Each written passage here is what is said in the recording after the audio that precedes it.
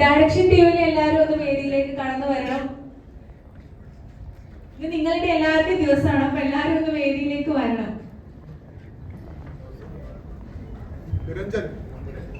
Niranjan, Mukesh, Nandu, camera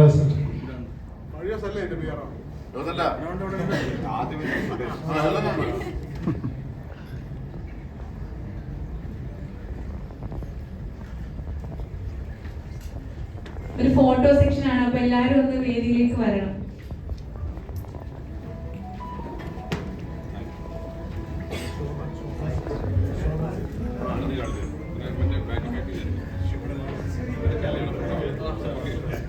Gandhi Bazaar Sunday market ടീമാണ്.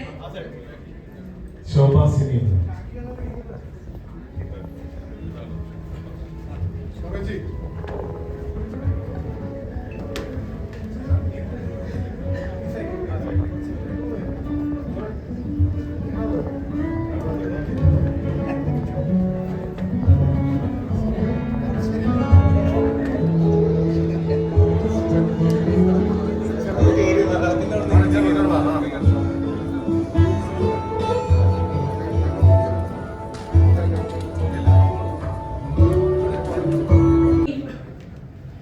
Fazil Nazar, Sooraj ES, Suneesh Varinad, Vinod Pattanakkad, Rasheed Ahammed, Zakir Hussain, Shamnas M Ashraf, John Kudiyanmala, Anil Nambiar, Anand Payyanur, Sunil Thekkepat. ഈ സിനിമയുമായി പ്രവർത്തിച്ച് ആരെങ്കിലും വിട്ടുപോയിട്ടുണ്ടെങ്കിൽ ഒന്ന് വേദിയിലേക്ക് വരണം.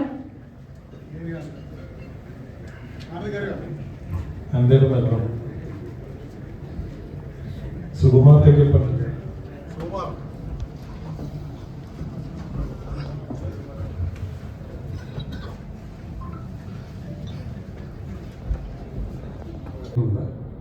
സിനിമയെ കുറിച്ച് പറയാന്ന് പറഞ്ഞാല് ജോസ് പറഞ്ഞ പോലെ ഈ 90s കേരളത്തിലേക്ക് എത്തിയ ഉത്തരേന്ത്യയിൽ നിന്ന തൊഴിലാളികളുടെ പശ്ചാത്തലത്തിൽ പറയുന്നൊരു കഥയാണ്. ഞാൻ നേരത്തെ എഴുതി വിനോദശ്ശേരി ഡയറക്ട് ചെയ്ത സിറ്റി ഓഫ് ഗോഡ് എന്ന സിനിമയിൽ അന്നൊരു ലേബേഴ്സിന്റെ ലെയറുള്ള ഒരു കഥ ഭാഗമുണ്ടായിരുന്നു. അത് തമിഴ്നാട്ടിൽ നിന്ന ആൾക്കാരായിരുന്നു. അന്ന് തമിഴ്നാട്ടിൽ വരുന്ന ആൾക്കാരുടെ കഥയായിരുന്നു, അത് ലേബേഴ്സിന്റെ കഥയായിരുന്നു അന്ന് പറഞ്ഞത്. ആ കാലയളവിൽ ശരിക്കും പറഞ്ഞാൽ 2010 സിനിമ. അന്ന് ഉത്തരേന്ത്യയിൽ നിന്ന് തൊഴിലാളികൾ വന്ന് തുടങ്ങിയിട്ടേ ഉള്ളൂ. ഇപ്പം അത് വളരെ നല്ല ശതമാനം ആൾക്കാർ എത്തിയിരിക്കുന്നു. എല്ലാവർക്കും അറിയാം, നമുക്ക് നേരിട്ട് തന്നെ പരിചയമുള്ളതാണ്.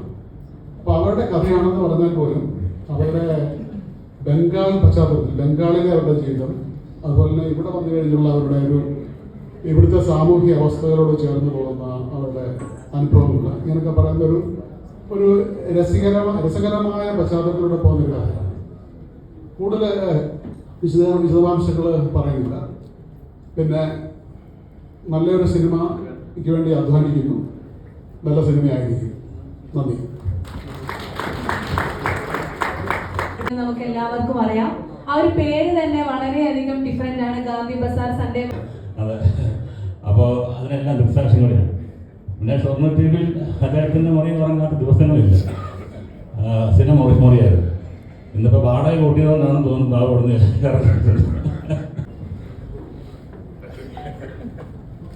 ബാബു ആദ്യം പറഞ്ഞത് തന്നെ എന്നെ കുറിച്ചൊന്നും പറയരുതെന്നാണ്. അധികം പറയുന്നൊന്നുമില്ല.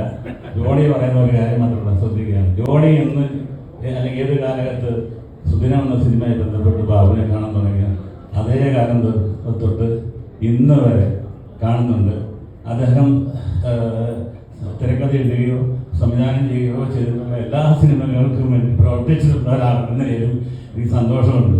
ഇപ്പോഴത്തെ കാലഘട്ടത്തിൽ സിനിമയുടെ കഥയൊന്നും ആരും പറയാറില്ല, ഒന്നോ രണ്ടോ വാക്ക് പറയും. എന്നെ സംബന്ധിച്ചിടത്തോളം ബാബു തിരക്കഥ ഒരു കൈ തരും, ഇത് വായിച്ചു തന്നെ പറയുള്ളൂ. അതുകൊണ്ട് എനിക്ക് ബാബുവിൻ്റെ ആ ഒരു കാര്യത്തിൽ വളരെ കൃത്യമായിട്ട് ഇത് വായിച്ച് നിങ്ങൾക്ക് ചില കണ്ടന്റുകൾ പറഞ്ഞു തരും, ഈ രീതിയിലാണ് എന്ന രീതിയിൽ പറയും. ഈ സിനിമ എനിക്ക് വളരെ പ്രതീക്ഷയുള്ള സിനിമയാണ്. അതിന് പറ്റിയ ഒരു കാസ്റ്റിംഗ് ആണ് അദ്ദേഹം നടത്തിയിരിക്കുന്നത്. എന്തുകൊണ്ട് അതുപോലെ ഒരു ആർട്ടിസ്റ്റിനെ മലയാളത്തിൽ അവതരിപ്പിച്ചു എന്ന് നിങ്ങൾക്ക് മനസ്സിലാവുന്നത് ഈ സിനിമ കാണുമ്പോൾ അത് വ്യക്തമാകും. കേരളത്തിൻ്റെ വളരെ നിർണായകമായ രീതിയിൽ ഇന്ന് ഈ ഭായിമാർ വളർന്നു കഴിഞ്ഞിട്ടുണ്ട്. അവരുടെ ജീവിതവുമായി ബന്ധപ്പെട്ട് നമ്മുടെ ജീവിതവുമായി ബന്ധപ്പെട്ട് ബംഗാളിലും ഇവിടെയും നടക്കുന്ന ഒരു കഥ, വളരെ ശക്തമായൊരു പ്രണയം ആ സിനിമയിൽ ഇവിടെ പറയുന്നുണ്ട്. അത് ഇവിടെ തുടക്കം കുറിച്ചിരിക്കുകയാണ്. നല്ല പേരുണ്ട്. അതുകൊണ്ട് ഈ സിനിമ ബാബുവിൻ്റെ കൂടെ എപ്പോഴും സഞ്ചരിക്കുന്ന അദ്ദേഹത്തിൻ്റെ ഈ സിനിമാ മേഖലയോടൊപ്പം അദ്ദേഹത്തിന് തൊഴിലായിട്ട് സഞ്ചരിക്കുന്നതോടൊപ്പം ഞാൻ സഞ്ചരിച്ചിട്ടുണ്ട്. രണ്ട് രീതിയിൽ, യാത്രകളിലുമുണ്ട്, സിനിമ ജീവിതത്തിലുമുണ്ട്. അതിന് പലപ്പോഴും ജോണി ഭാഗമായിട്ടുണ്ട്. ഒരേയിരുന്നു. നല്ലൊരു സിനിമയ്ക്കായി കാത്തിരിക്കുന്നു.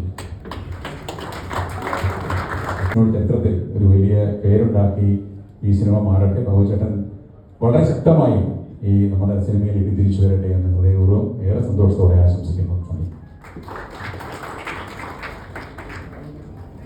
അടുത്തതായി അരുൺ നാരായൺ. പിന്നീട് കഥകൾ ചർച്ച ചെയ്യുന്നതിന്റെ കൂടെ അദ്ദേഹത്തിന്റെ സിനിമാ വിശേഷങ്ങളും പുതിയ സിനിമകളിലെ കഥകളും ഒക്കെ നേരത്തെ കുറെ പറഞ്ഞു.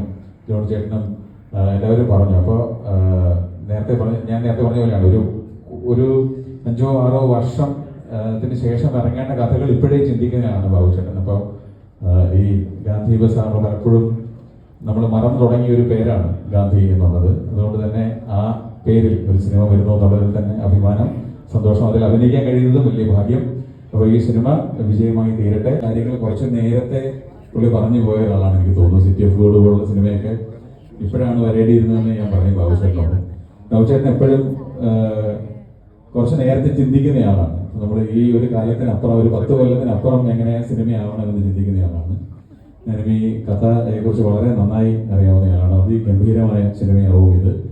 ഒരുപക്ഷെ ഇന്ത്യയുടെ കുടിയേരി സുധീർ പറഞ്ഞ പോലെ തന്നെ ട്രാഫിക്കിൽ പെട്ട് എത്താൻ കുറച്ച് ലേറ്റായി.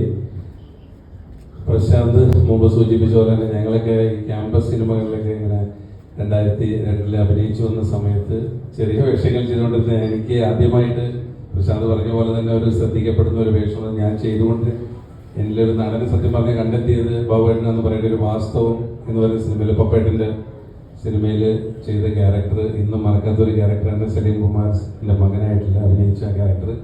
അതിലൂടെയാണ് ഒത്തിരി പേര് സത്യം പറഞ്ഞാൽ എനിക്ക് ഇങ്ങനത്തെ വേഷങ്ങൾ ചെയ്യാൻ പറ്റുമോ, അല്ലെങ്കിൽ എനിക്ക് ഇങ്ങനെ ഒരു ആക്ടർ ഉണ്ട് എന്നൊക്കെ മനസ്സിലാക്കിയത് വാസ്തവം എന്നൊരു സിനിമയാണ്.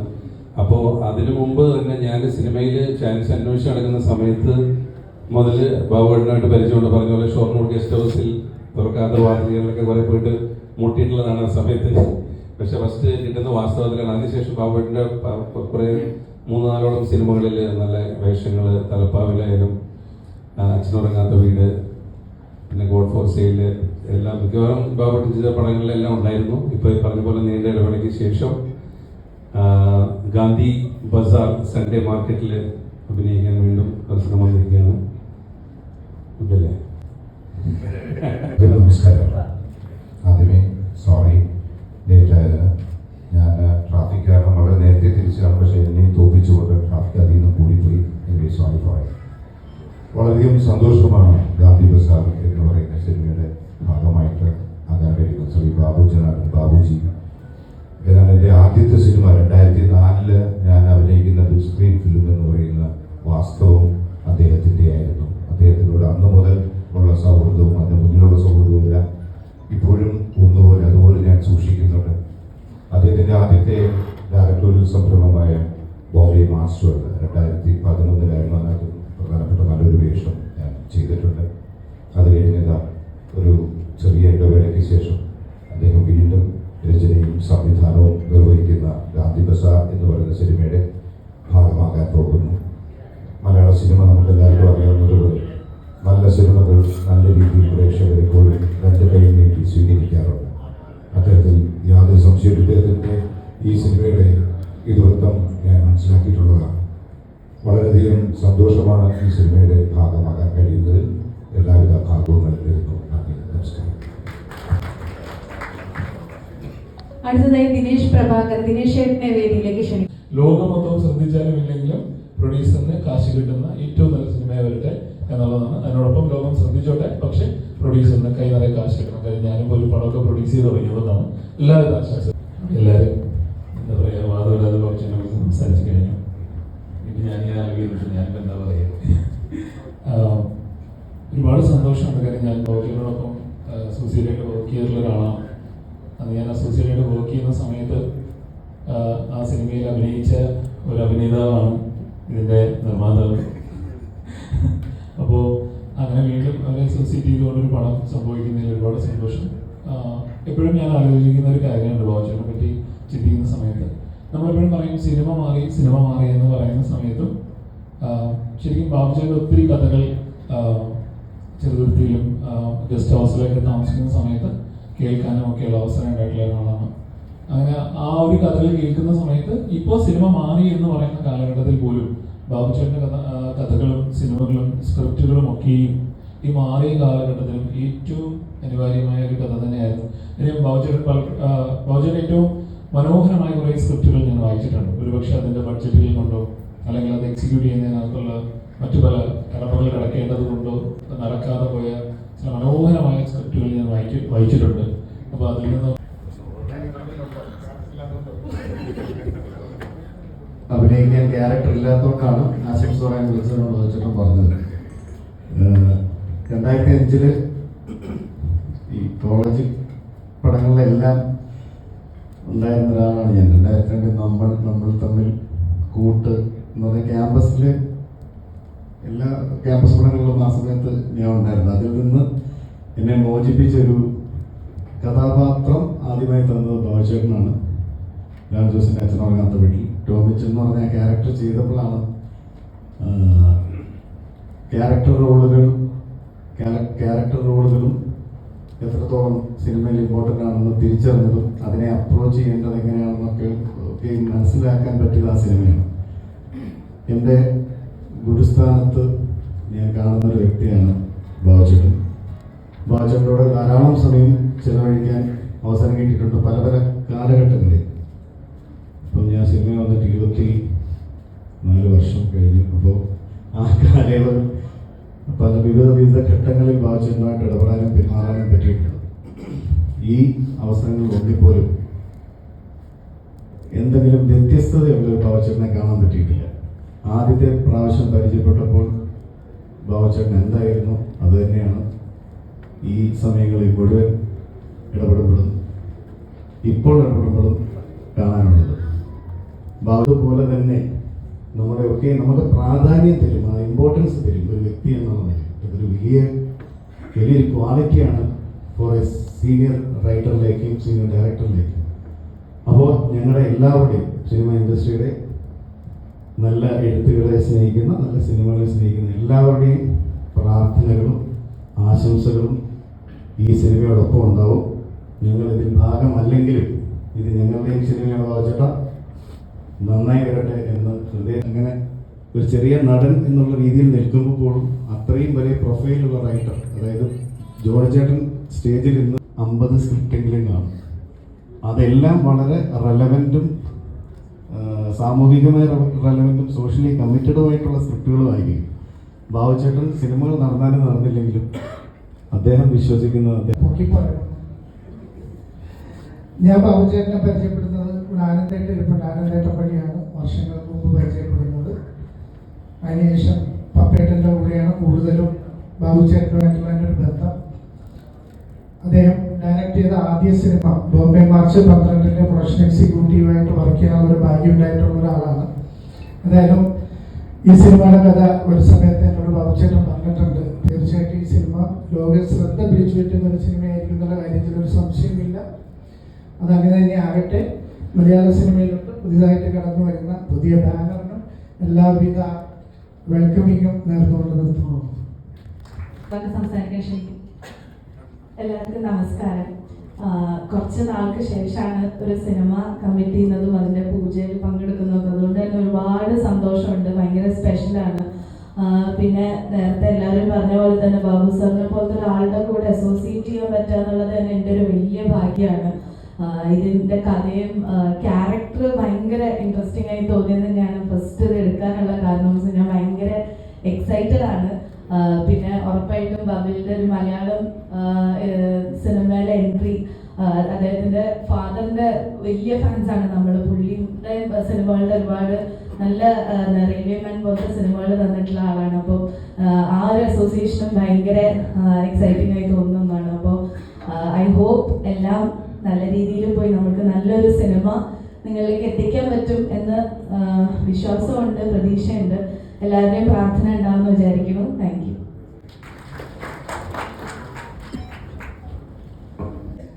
ദേശീയ അവാർഡ് അടക്കം കരസ്ഥമാക്കിയ നടിയാണ് ഇതിലും നായികയാണ്. അപ്പോ അവർ വർണ്ണപ്പായിട്ട് എന്ന സിനിമ എഴുതാൻ വേണ്ടി മദ്രാസിൽ വന്ന ആ കാലഘട്ടം പോലുള്ള ഒരു പരിചയമുണ്ട്. അതിനുശേഷം ഞങ്ങൾ ഒന്നിച്ച് 2 സിനിമ ചെയ്തു. അതിലൊന്നായിരുന്നു വാസ്തവം.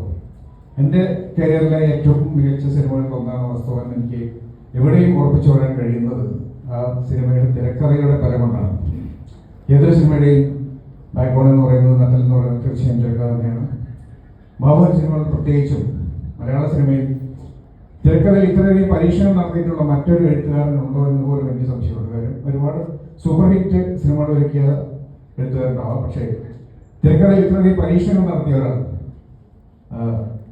സിറ്റി ഓഫ് ഗോഡ് എന്ന സിനിമ അത്തരം ഒരു തിരക്കഥ പരീക്ഷിക്കാൻ ധൈര്യപ്പെട്ട ഒരു എഴുത്തുകാരൻ എന്ന നിലയ്ക്ക് ബാബു ഒരുപാട് അർഹിക്കുന്നുണ്ട്. പക്ഷേ ബാബു അർഹിക്കുന്ന രീതിയിലൊരു അംഗീകാരം മലയാള സിനിമയിൽ നിന്ന് ബാബുവിന് കിട്ടിയിട്ടുണ്ടെന്ന് എനിക്ക് സംശയമുണ്ട്. ഇനിയും ഒരുപാട് മികച്ച അവസരങ്ങൾ, മികച്ച അംഗീകാരങ്ങൾ ബാബുവിനെ തേടി വരാനുണ്ട്. ബാബുവിന്റെ മികച്ച എഴുത്തും ബാബുവിന്റെ മികച്ച സിനിമയും ഇനിയും വരാനിരിക്കുന്നതേ ഉള്ളൂ എന്നാണ് എൻ്റെ വിശ്വാസം. തീർച്ചയായും ഗാന്ധി ബസാർ സൺഡേ മാർക്കറ്റ് ചിത്രത്തിലൊരു സൂപ്പർ ഹിറ്റ് സിനിമയാവട്ടെ, മലയാള സിനിമയുടെ ചരിത്രം പൊളിച്ചെഴുതുന്ന ഒരു പുതിയ സിനിമയായി മാറട്ടെ. എല്ലാവരും ആശംസകളും. Thank you. വളയ്ക്ക് ശേഷം സംവിധാനം ചെയ്യുന്ന, തിരക്കഥ എഴുതി സംവിധാനം ചെയ്യുന്ന ഈ സിനിമയുടെ അനിൽ ആദ്യമായിട്ടൊരു പ്രൊഡ്യൂസർ ആവുന്ന ഈ സിനിമയുടെ പൂജ വേളയിൽ കുറച്ച് സമയം ഇവിടെ ചെലവഴിക്കാൻ സാധിച്ചത് വളരെയധികം സന്തോഷം. ബാബുവായിട്ട് എനിക്ക് ഒരുപാട് വർഷത്തെ ജോഡി പറഞ്ഞ പോലെ ജോഡിക്ക് കുട്ടിക്കാലം മുതലുള്ള ബന്ധമാണെങ്കിലും എനിക്ക് പഠിക്കുന്നതായിരിക്കും. നേരാകുമ്പോൾ പെട്ടെന്ന് പഠിച്ചോളൂ. ഇപ്പം എന്തായാലും ഈ മാസം 12 ഇവിടെ ബംഗാളിൽ തുടങ്ങുകയാണ്. ബംഗാളി വർക്കിൽ അതിനുശേഷം ഇവിടെ തുടങ്ങുകയാണ്. ഒരു വലിയ വിജയമാവണം ഈ സിനിമ. ചർച്ച ചെയ്യപ്പെടും എന്ന് പറഞ്ഞ കാര്യത്തിൽ സംശയമില്ല. സിനിമ ചർച്ച ചെയ്യപ്പെടും. ഞാൻ സ്ക്രിപ്റ്റ് വായിച്ചതാണ്. എനിക്ക് വളരെ ഇഷ്ടം തോന്നിയ, ബഹുമാനം തോന്നിയ ഒരു തിരക്കഥ തന്നെയാണ്. നല്ല കുറേ കഥാപാത്രങ്ങളും അതിന് പറ്റിയ ആളുകളുമുണ്ട്. ഞാൻ എൻ്റെ കാര്യം വെച്ച് പറയാല്ല കേട്ടോ. പകർക്കാൻ വേറെ ഒരുപാട് നല്ല ആർട്ടിസ്റ്റുകൾക്കുണ്ട്. ഭരണപരങ്ങളുടെ അടുത്ത് ഒരുപാട് പേരുണ്ട് സിനിമ. അപ്പോൾ ഒരു വലിയ വിജയമാവട്ടെ ഈ സിനിമ. ഈ സിനിമ വിജയമാവേണ്ടത് ഒരു നല്ല എഴുത്തുകാരൻ്റെ, ഒരു സത്യസന്ധനായ ഒരു മനുഷ്യൻ്റെ, അദ്ദേഹത്തെ ഇഷ്ടപ്പെടുന്ന കുറേ ആളുകളുടെ ആവശ്യമാണ് ഈ സിനിമ. കാരണം എൻ്റെ പ്രിയപ്പെട്ട ആളുകൾക്കൊക്കെ പഠനം കുറയുന്നത് കൊണ്ട് നമുക്ക് ഒരിക്കലും ഒരു ക്യാരക്ടർ ഉണ്ടാവും, അല്ലെങ്കിൽ നമ്മൾ വിളിക്കുമെന്ന് ഉറപ്പുള്ള ആളുകളിൽപ്പെട്ട ഒരാളാണ് ബാബുരാജ്. അപ്പം ചില ബാബുജിനകത്ത് ഞാൻ ചോദിക്കുന്നത് ബാബുരാജ് ഞാൻ വിളിക്കാത്തതുകൊണ്ട്. അപ്പോൾ ഏതായാലും അദ്ദേഹത്തിൻ്റെ സിനിമയിൽ എനിക്കിപ്പോൾ ഞാൻ അഭിനയിക്കുന്നുണ്ട്. വലിയൊരു സന്തോഷമുള്ള കാര്യമാണ്. നല്ല ക്യാരക്ടറാണ്. എനിക്ക് അദ്ദേഹത്തിൻ്റെ പ്രതീക്ഷിക്കത്തും അങ്ങോട്ടും ഇങ്ങോട്ടും സിനിമയുടെയും വ്യക്തിപരമായിട്ടോ അല്ലെങ്കിൽ കുടുംബപരമായിട്ടുള്ള എല്ലാ കാര്യങ്ങളും എനിക്കൊരു സഹോദരനോ സുഹൃത്തോ അതുപോലെയൊക്കെ അതിലേക്ക് മെയിനായിട്ട് എനിക്ക് തോന്നിയിട്ടുള്ള ഒരു വ്യക്തിയാണ് ബാബുരാജ്. പിന്നെ എനിക്ക് തോന്നുന്ന കാര്യം, പലപ്പോഴും സിനിമയിൽ അദ്ദേഹത്തിന് അർഹിക്കുന്ന, അദ്ദേഹം ചെയ്ത് പ്രവർത്തിക്കത്തക്കതായ ഒരു വലിപ്പം അല്ലെങ്കിൽ സ്ഥാനം അദ്ദേഹത്തിന് കിട്ടിയിട്ടുണ്ടോ എനിക്ക് പലപ്പോഴും ഡൗട്ട് തോന്നിയിട്ടുണ്ട്. കാരണം എക്കാലത്തും ഇപ്പോൾ സലീംകുമാറിൻ്റെയൊക്കെ അഭിനയ ജീവിതത്തിലെ ആദ്യത്തെ സ്റ്റേറ്റ് അവാർഡ് അച്ഛനുറങ്ങാത്ത വീട്, പിന്നീട് അദ്ദേഹം നാഷണൽ അവാർഡ് വരെ കരസ്ഥമാക്കി. അതുപോലെ തന്നെ പൃഥ്വിരാജിൻ്റെ ജീവിതത്തിൽ വാസ്തവം എന്ന സിനിമയാണ് ആദ്യത്തെ സ്റ്റേറ്റ് അവാർഡ്. അതുപോലെ തന്നെ നമ്മുടെ സിദ്ദിഖിലാലിൻ്റെ ലാലേട്ടൻ അത് ഇതൊക്കെ നിങ്ങൾക്ക് അറിയാവുന്ന കാര്യം. എന്നോട് ഓർപ്പിക്കുന്നതെന്ന് ചോദിച്ചാൽ ഇതിങ്ങനൊരു ഫംഗ്ഷനിൽ എനിക്ക് പറയാൻ പറ്റുള്ളൂ. അല്ലാതെ ഒരു ദിവസം ബാബുജനാഥൻ്റെ വീട്ടിൽ ചെന്നത് എനിക്ക് പറയാൻ പറ്റില്ല. ബാബുജനാഥൻ എനിക്ക് കുറച്ച് കാര്യങ്ങൾ പറയാനുണ്ട് എന്നോട് പറയാൻ പറ്റില്ല. അതുകൊണ്ടാണ് ഞാൻ ഇവിടെ വെച്ച് പറയുന്നത്. തലപ്പാവ് എന്ന് പറഞ്ഞ സിനിമയ്ക്ക് എനിക്ക് തോന്നുന്നു ഈ സലീംകുമാറിനെ പിന്നീട് അങ്ങോട്ട്, അതുപോലെ തന്നെ വാസ്തവത്തിലെ പത്മകുമാറോടുണ്ട്. വാസ്തവത്തിൽ സിനിമ പറഞ്ഞാണ് സലീംകുമാറിന് എനിക്ക് തോന്നുന്നു അക്ഷരമാത്രത്തിന് മുമ്പ് തന്നെ കിട്ടേണ്ടതായിരുന്നു തോന്നുന്നു അല്ലേ? അക്ഷരമാത്രത്തിന് മുമ്പല്ലേ വാസ്തവം? വാസ്തവമാണോ? അതിലെ പാടി കിട്ടേണ്ടതായിരുന്നു അതിനകത്തെ ക്യാരക്ടർ. പിന്നെ അമ്പിളിച്ചേട്ടൻ്റെ ക്യാരക്ടർ വാസ്തവത്തിൽ അങ്ങനെ ഒരുപാട് കഥാപാത്രങ്ങൾ. അത് എല്ലാവർക്കും ഒരുപാട് പേർക്ക് നല്ല കഥാപാത്രം.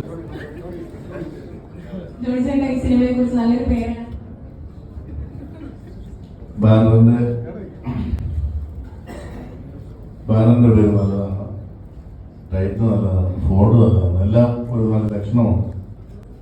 പിന്നെ ഞാൻ ഈ പറഞ്ഞ ഒരു വളരെ സ്പെഷ്യൽ സിനിമയാണിത്. കാരണം ഞാനും ഇതിൻ്റെ സംവിധായകൻ ബാബുജിനാണ്. ഞാൻ ബാബുനെ എന്നാണ് വിളിക്കുന്നത്. 33 വർഷത്തെ ബന്ധമുണ്ട്. അതിൽ 94 സുദിനം എന്ന് പറഞ്ഞ സിനിമ, 93 അതിൻ്റെ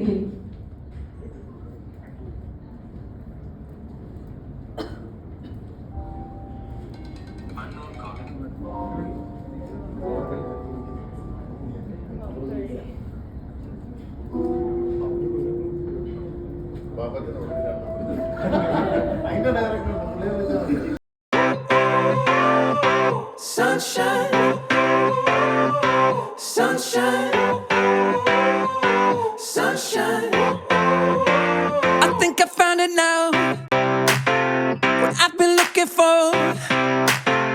Isn't it beautiful? It's got my head all up in the clouds. I think I found it now.